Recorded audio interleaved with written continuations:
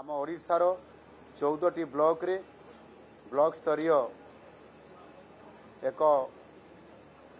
standard उच्च स्तर standard stadium निर्माण करने आम सरकार निष्पत्ति नहीं प्रति ब्लॉक रे हेबो एवं सेथिपाई मध्य आमे आवश्यक बजेट रे अर्थ प्रबंधन मध्य करिछु जो कि 4124 कोटी टंका आगामी 4 वर्ष भितर अर्थ खर्च करा जिवो एवं भित्तिभूमि को ओडिशा रे सुदृढ़ करा जाई परिबो एवं ताहा सहित मध्य भुवनेश्वर रे आ गोटिए आमे बहुत बड़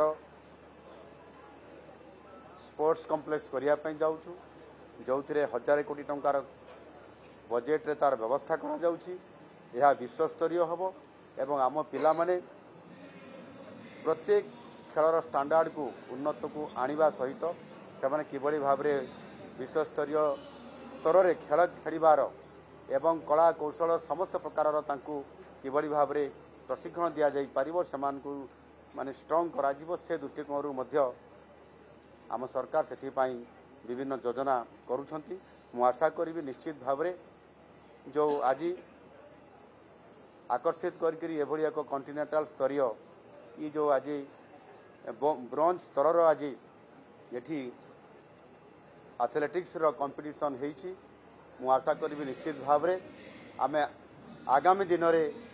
ब्रोंज पर सिल्वर हवा कथा तापर गोल्ड हवा कथा ता स्टैंडर्ड अनुसार मु आशा करी आमे आ सिल्वर को न जाई किभली भाव में एकाथरे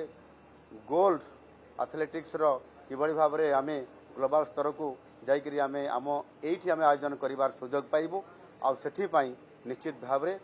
आम सरकार एथिपाई तार आवश्यक जो योग्यता हासिल करने कथा मु भावुची निश्चित भाव में आमको सुजोग मिलिबो एवं सुजोग मिलिले आमे विश्वस्तरीय एभली एक एथलेटिक चैंपियनशिप को ये कार्यक्रम को आमे